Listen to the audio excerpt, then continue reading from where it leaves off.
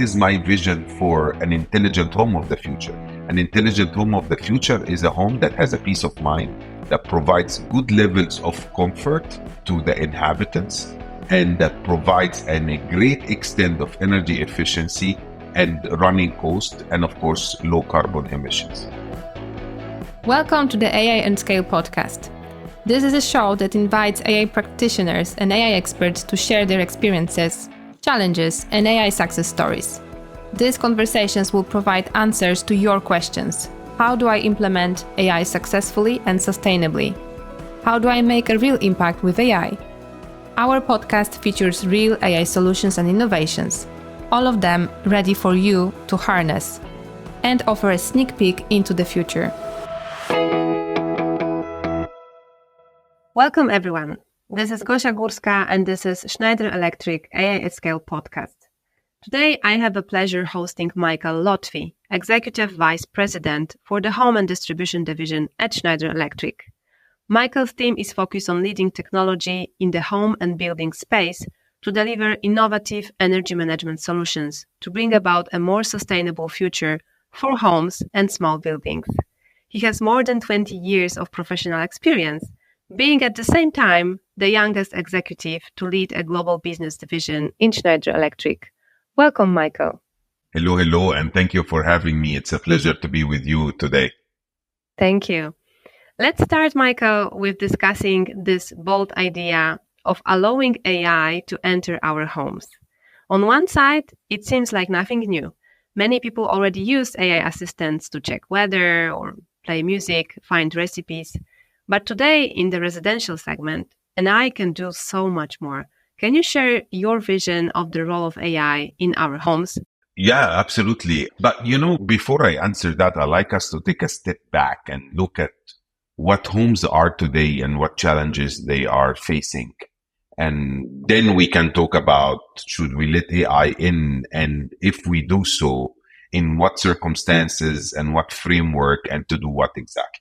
Okay. If I look at the homes today, homes represents more than 22% of the global greenhouse gas emissions. That is part of 37% of the global operational energy emissions for buildings. So homes are the biggest bulk of decarbonizing buildings. If I may go even in a longer limb, it's actually a big part of decarbonizing the planet.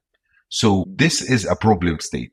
Mm-hmm. On the other hand, there is an energy crisis going on in the world, whether it's because of weather patterns that knocking out transmission lines, or because of energy crisis and of the oil prices and the fluidity of oil moving across the world. So we have a problem statement on the climate crisis. Then we have the energy crisis, whether it's about resiliency or energy prices. For us to be able to do so, we need to, of course, electrify more and digitize more. And in order for us to do this in the most efficient manner, then we need to look at optimizing and introducing AI. If I look at the energy optimization today in homes, AI can help us optimize the energy consumption patterns and optimize the usage of the energy while understanding the generation part. In other words, AI can help us understand what type of energy do we need to use when and from what source. At the same time, it helps us understand customer and consumer behavior and predict the patterns of the behavior. I give you an example that I like to usually use. From everywhere to understanding how many miles you drive a day and when you need to charge your car, to understand what type of temperatures you need at what time of the day in conjunction with the climate outside, which is an important part, because some will tell me, okay, but my smart thermostat can do this today. Yes, but it does not do it in conjunction with your weather patterns, with your presence, understanding where are you in the home and where you need the air the most is something else. And I can tell you in some geographies where you have extreme heat or extreme cold, just climate optimization is 80% of the energy usage today. And if you have an electrical vehicle, it goes down to 50% and the electrical vehicle becomes 20% of that. So those are significant areas where AI can help us. In addition to that is how can we enhance the efficiency by intelligently controlling devices and systems equally at the home. While AI can contribute to the overall energy efficiency, it will also promote what type of energy do you use when. For example, if your utility or your battery is fully charged at this time, it will tell you, okay, the utility energy prices are now up. They are also not the most sustainable. So now you can use your battery, or vice versa. The tariff is now low. The energy source coming from the utility is produced via renewable energy. It is okay to use that type of energy right now. And not just giving you the details, but taking control and help you have a peace of mind. So it can do this arbitrage on your behalf. AI can help us on many ways. It can also help us to have a more smarter, a more interconnected, and really move from the smart home, what I call the smart home gig, with all those gadgets scattered around the home, to actually help us really improve the quality of life by moving from a smart home to an intelligent home that gives us peace of mind. For example, if you have elderly living in the home, it can detect behavioral patterns. If somebody's fallen on the ground and has been falling for more than 2 minutes, it will call 911. If somebody is moving through a room, it will seamlessly switch off the air and the cooling or the heating in that room and turn it off in another way. If your children are in the home with their movement pattern, it can safely detect where they are and what they are doing without really breaching the privacy, which is something super important. Is how do we do that? And it's something that we at Schneider Electric think about continuously and constantly, is how do we do all that while respecting, of course, all the data and the privacy codes? But not only that, how do we really use AI as privately as possible within the home to enhance that level of privacy and cybersecurity, which is, of course, a pressing matter to all of us. But let's start at the first level. So as you said, many of us, when they think about some kind of applications that we are using at home, we still think about quite simple daily support in simple tasks. Like I can exactly put on the playlist that I like. Maybe I can check on recipes and so on. But really what you're saying is that we have a very big issue in front of us. We were talking about the climate crisis, right? So actually, with this application that you are describing, we can better manage our energy bills. We can decrease our influence on the planet. How exactly does it work at the home level? How and what kind of insights we are getting thanks to this kind of AI applications? So first and foremost, you get personalized recommendation, because what happens is in most, again, what I call the smart home gadgets that has been out there, everything from a virtual AI assistant to if you have a light control or a dimmer or a music device that you can speak to and play music, is that they are all pretty conditioned to the orders that you give them for the most part. And they are not really intelligent. They can help you, as I like to call it, and it's a controversial statement, they can help you be a little bit more in comfort. Some might even say they can help us be a little bit more lazy at home, but they don't really personalize the recommendations that they give us. So an AI-driven insights can offer personalized suggestions for energy optimization that can really be tailored to your individual habits and preferences. It also compares your home with similar homes. So it gives you a pattern. Hey, your neighbor that has similar size home and similar size family is actually using less energy or more energy, and those are the patterns. And then do this in an intelligent way, using the AI capabilities, that it does so without telling you which neighbor is using what, obviously, but will tell you, okay, among your similar size home and similar size family sizes, here is some suggestions to help you enhance your comfort, your peace of mind, but also can help you save X amount of money on energy consumption. Do you want me to go ahead and do it? Then you say yes, then it can go do it. Another use case that it can be very, very beneficial is predictive maintenance, which is super important. The last thing you want to do is you have your AC fail, if you have your heater, water heater fails, and so on and so on, because those can be very, very costly, can take a long time to replace. And of course, I let alone the financial impact that can come on the family because of something like that. So imagine an AI analytics that can anticipate equipment failures or incidents before they happen.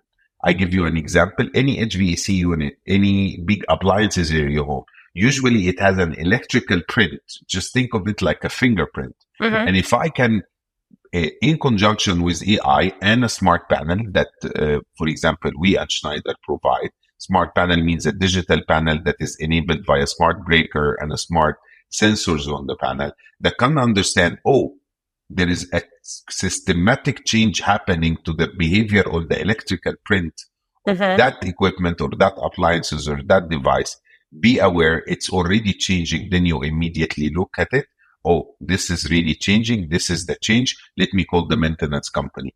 They come, they fix a problem that did not happen yet, which usually be at a fraction, pennies over the dollar type of savings. So incredible savings. So instead, let's say an average AC unit will cost you about $7,000 to $13,000. If you just come and install a small capacitor on it to help something or to do power quality on it, you spend, let's say, $100 to $400. So you pay $100 to $400 compared to $7,000 to $13,000 just on an HVAC cost.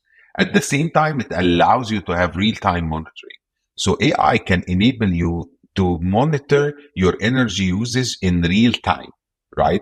Empowering homeowners to make immediate adjustments for energy needs, efficiency gains, but also utilization. What do I mean by this? Is like, hey, you have 100 amps from the utility. Right now, your heater is on. Your cooling depends where you are and what season, right? So your heater or cooler are on. You have the dishwasher on. You have the washing machine on. You have the dryer on, and you just plugged in your car. This is way too much at the most expensive time of the day, and which is 5 p.m. for instance.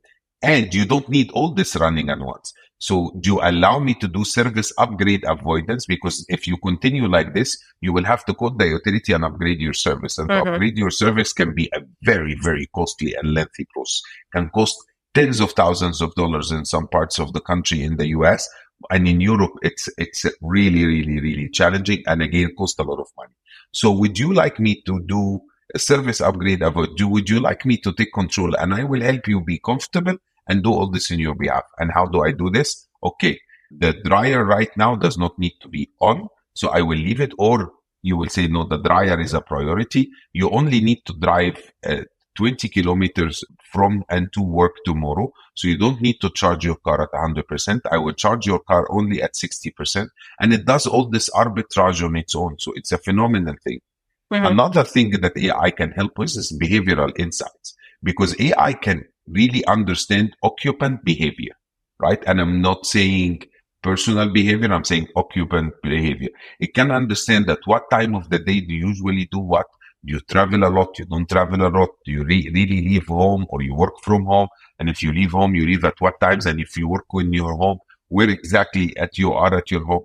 Really enabling tailored strategies that help you minimize energy waste and maximize efficiency, which is something is usually not done before. In the past, the best you can do is put a presence detector somewhere. If you're in that place, the energy is on, and if you're out, is off.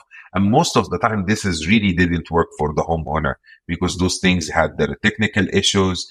Sometimes you bypass it by putting it on, and then you forget it on, and so on. Last or not last, another use case is the continuous improvement, because AI has the ability to learn and adapt, which is why we call it AI.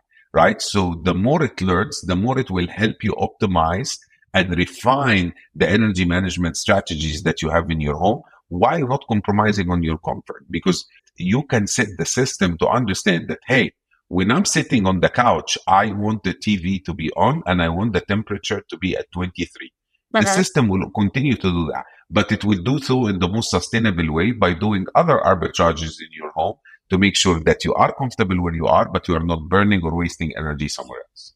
Yeah, I can hear the passion. And, I'm really impressed by what you're saying, because especially my granddad was a master of savings, and he was doing all these little calculations about what's the energy price, where to put this on, when to put this off.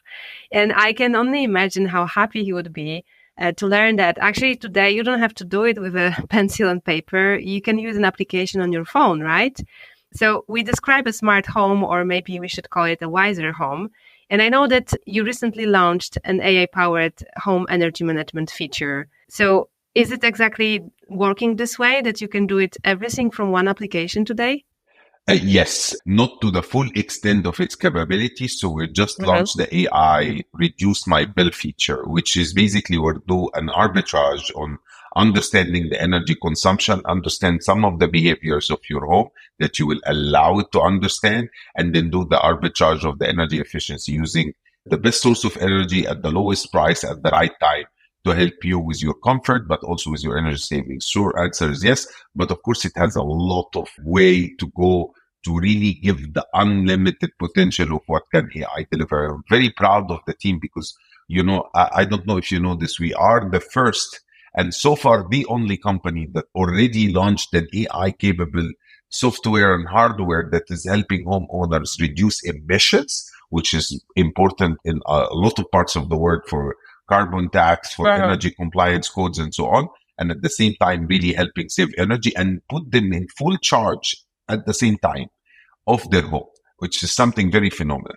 As more people will address their home emissions through electrification and then what we call the new energy landscape. And by a new energy landscape, I'm talking about homes moving from just consumers to become producers of energy and consumers, or some industry call it prosumer, such as solar panels and so on, EV chargers, help them electrify more of their homes, move to heat pumps, and home energy management systems are more complicated than ever using that. So what are we trying to do is to simplify that. Another thing that adds to the complexity is the rise of the dynamic tariffs. Now, in a lot of parts of the world, depending where you are, you have those dynamic tariffs. So the energy is not at the same price at all times. There is incentives to use off-peak energy, and there is, of course, very high prices if you use on-peak energy. And so how do you do all that? So how do you reduce your energy emissions, your home emissions? How do you electrify your home more? How do you buy an EV vehicle and plug it in your home? Then how do you manage the dynamic tariffs? And how do you do this with the increasingly energy crisis? So AI will really help you to have this feature that we have recently launched with Wiser AI in order for you to do all this arbitrage. It's very humbling to see that with the learning curves that we had to endure, we're improving the feature almost every 3 months. So we take all the learnings, right, that we have, and we improve it on the 3 months basis. And of course, in the future, we'll do it on every month basis as our algorithm and our AI will evolve. And what it basically do, it aims to take away the mental burden of homeowners seeking to reduce their energy bills and offer them a flexibility to schedule their consumption as needed. It features also a predictive algorithm to learn the user habits, the real-time weather forecast, tariff data, solar production capabilities, optimize energy savings, shift power loads at home. So as I said, one of the things help the homeowners really stay within the limits of their energy given by the utility or by their energy source, whether it's a battery or something else. Right now, we manage the two major loads at the home, which is the EV and the water tank. And as I said, it's really a big part of the load. In the future, we will add heating and more as we continue to grow the system and learn more about how we can help our customer more. Our algorithm also help combine the energy monitoring, control, and optimization in one app, which is something very, very phenomenal. So you really don't need to do much. You literally need to go on the app and just mark, reduce my bill. You agree that the algorithm will learn the dynamics and the behavioral patterns of your home, and then it will take charge. So it all sounds like a very meaningful application of AI technology. And this is exactly what we like to present in our podcast. But I also like to ask some difficult questions to my guests. And the one that comes to my mind when you describe, especially the part about recognizing the behavior patterns, is about potential risks. And okay, I don't want to talk about the kind of, fantasy risks that some of you might see in the cinema, but concretely privacy and security considerations. So how can I make sure that data related to the way that I use the energy and I use Wiser AI is available only to me?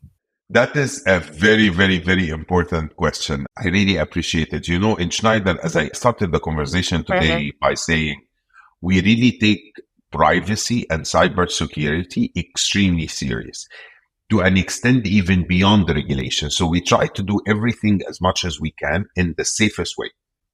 Now, we have to be practical. How do you do this? Is by doing a lot of the computing power on premise and just using part of the data in an encrypted manner without really understanding the type of the home or the user or even the name, and use some of this data to put it on the cloud for the AI to really aggregate this data and give the business solution. And that's exactly what we do. So apart from us complying with all the standards and the regulations, whether it's in Europe or the United States or Asia or any part of the world, we even go a step beyond that and really have most of our computing and processing data happening within the home on the edge device and on the devices that we install inside the panel.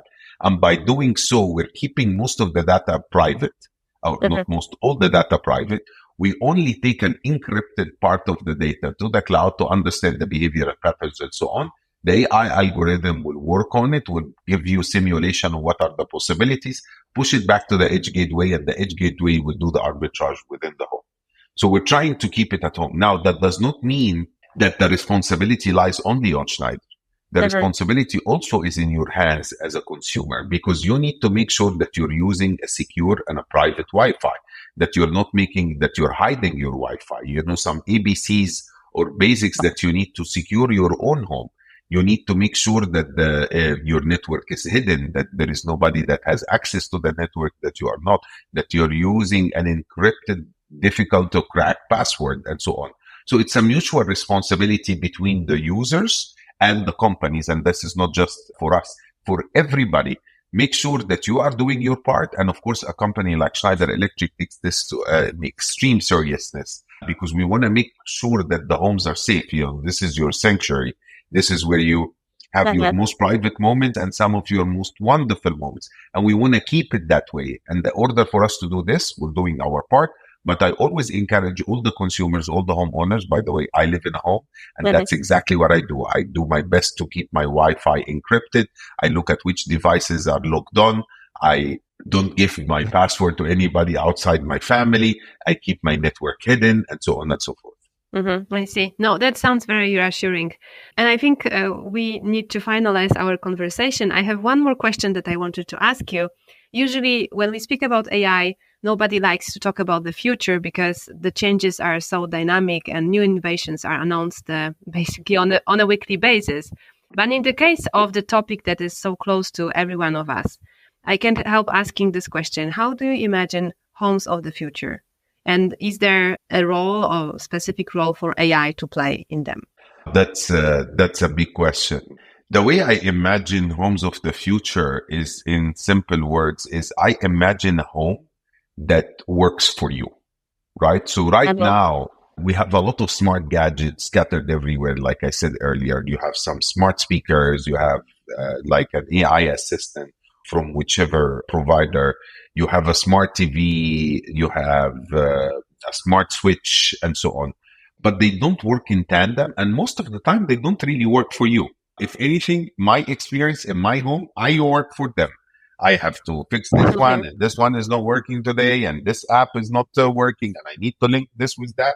I can tell you it's a nightmare. As a nerd, I have a lot of those devices at home, as you can imagine. And those devices are also what I talked about in one of my blogs, and maybe also one of my previous podcasts. I called them the vampire devices because they keep sucking energy. So they are actually adding to the problem and not really solving it. That's true. The way I see homes of the future, I see homes of the future as a home that really works for me, that becomes part of my lifestyle and helping me in many ways. And if I compartmentalize this in maybe 3 compartments, like I want a home that provides me peace of mind in not just in the security, but that I will know if there is a leak happening at the home. I will know that the home is that the lights are always on where I need them to be on at the intensity that I want them to be on, and so on. So peace of mind, and then an area of comfort, everything around that, connecting my speaker to where I am, and so on and so forth, So all the things that we all love and like, and we're always fascinated about. And then last but not least is really the efficiency part, is the energy efficiency, is the using less CO2 emissions, if particularly now, as we talked about, as all the governments launch carbon taxes and the energy prices and all the things we talked about. So those are the three main compartments that I like to refer to, and the evolution from a smart home to an intelligent home. And in order for the intelligent home to be intelligent, it will need to understand my life patterns, my behaviors, my needs, the needs of those who are within my household, and then the environment. And by environment, am I living in a hot place? Am I living in a cold place? There is weather events? What are the dynamic tariffs that I have from my utility, the energy prices? Is it sustainable? It's not sustainable, and all that. And put all this in let's say, a mixer, and come up with the best possible solutions that help me and my family live a very comfortable and life in a very intelligent home. That can help me understand, if I have my dad, and you spoke about your granddad, if you have your elders or your grand-elders at home, how do I make it convenient for them? How do I know if I'm at work, or even if I don't live with them and I live somewhere else? How can I continuously make sure that they did not fall around, that there is no medical event, and so on? How can I do so in the most efficient, energy efficient manner? You put all this together, that is my vision for an intelligent home of the future. An intelligent home of the future is a home that has a peace of mind, that provides good levels of comfort to the inhabitants, and that provides a great extent of energy efficiency and running cost, and of course, low carbon emissions. Okay, I think it's a great message to finish our conversation with. So thank you so much, Michael, for being with us today. No, the pleasure is mine. Sorry if I talk too much. As you can imagine, I'm very passionate about energy efficiency and sustainability overall, and the role that the homes will have to play in the greater sustainability story of the whole world. As I said, homes account for 22% of the global greenhouse gas emission when it comes to energy emissions. So homes will play a very, very big and important role in the future of decarbonizing the planet. They are also one of the main areas where we need to electrify more. As we continue, the population continues to grow, we will have to build more homes. So I am on a mission together with Schneider Electric to make homes more sustainable than ever, to make them more intelligent than ever, and make them work for the inhabitants, enhancing the experience of every home resident in every home. So I look forward to discuss this more and more in the future with you. And thank you for the time today. Really appreciate it. Thank you very much. Thanks for joining us today on AI at Scale podcast. Be sure to visit our se.com/AI website and learn more about our AI at Scale solutions. Head over to our Schneider blog platform to read more. Don't forget to subscribe to the show on your preferred platform and share it with your network. Thank you for listening, and stay tuned for the next episode.